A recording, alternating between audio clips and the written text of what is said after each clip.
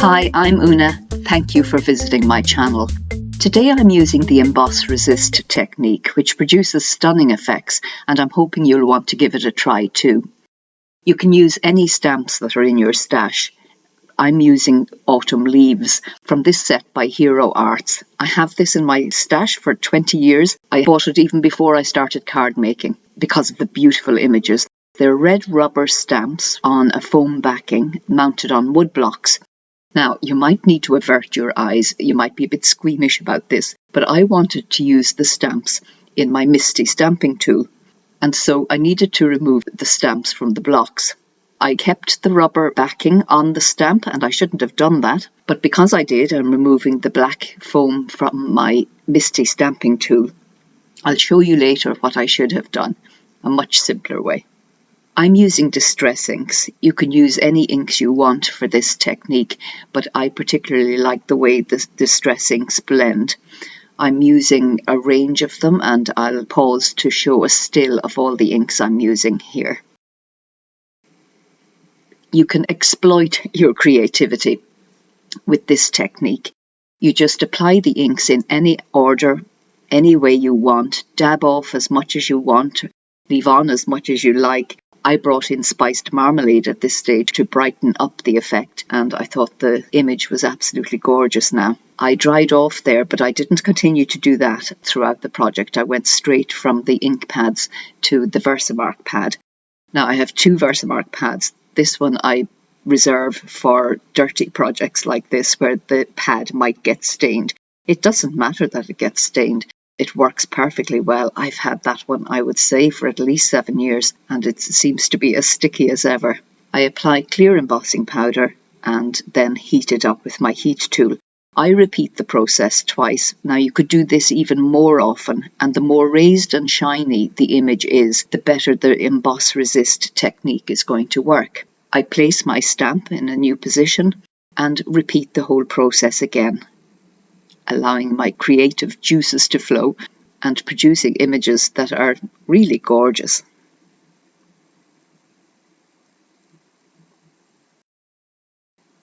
I use the Versamark again, keeping the stamp in exactly the same position so that the shiny raised image is in the same place.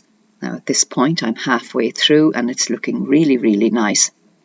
Left on a white background, this would also have been a lovely project, but I wanted to do the Emboss Resist technique. Now this is where things started to go wrong for me. I found that the image was shifting and I wasn't sure why. The stamp seemed as tacky as ever, but it was shifting and I was getting a blurry image and I had to put it right. In the end, I just had to clean everything off. The lid of the Misti had got really, really dirty. And I tried again, and again it shifted.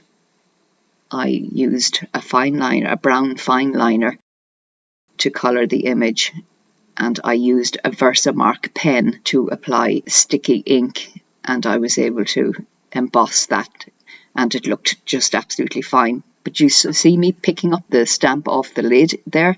It just wasn't sticking any longer, and I couldn't figure out why. But anyway, I had to get rid of the foam backing, and I did it with an ordinary school eraser. Applied removable tape to the back, tested it on an acrylic block, and it wasn't shifting.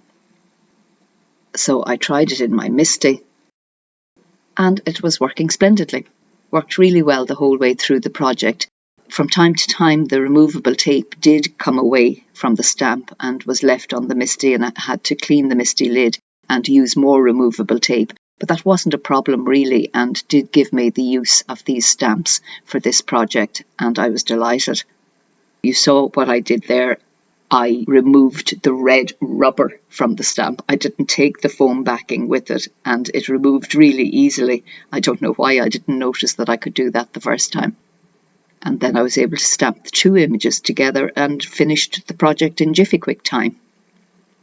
For a third project, I decided to use the oak leaf. This is a particular favourite of mine. It's a gorgeous image.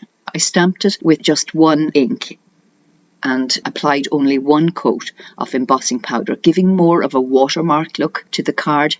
And on a scrap piece of card, I gold heat embossed, double gold heat embossed the oak leaf as an extra embellishment for the card and just fussy cut it out. I embossed 2 white ones on vellum. Well, it's not vellum really, it's tracing paper as well to add an extra embellishment. Now, this I do not advise. A tiny brush with a tiny pad.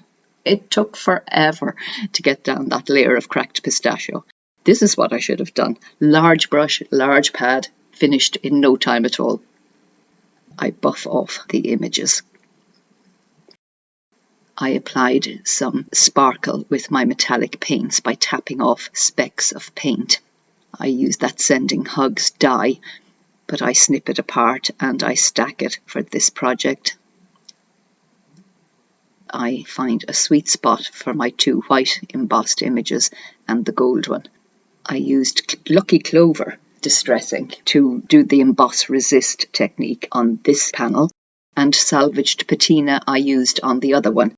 That's a new distressing to me. It wasn't around when I finished crafting a year ago. I was away for a year, and when I came back I found that Tim Holtz had brought out lovely new colours. I used peacock feathers to darken the edges. To finish the card, I just kept it very simple. I didn't want to hide any of that gorgeous background and just put on a happy birthday on tracing paper. The Hello Friend in eggshell blue was again just very subtle embellishment for this card. I didn't want to hide the background there either. That dark green around the edges is Hunter's Green from Altenew. There's the Sending Hugs card again. I think really lovely.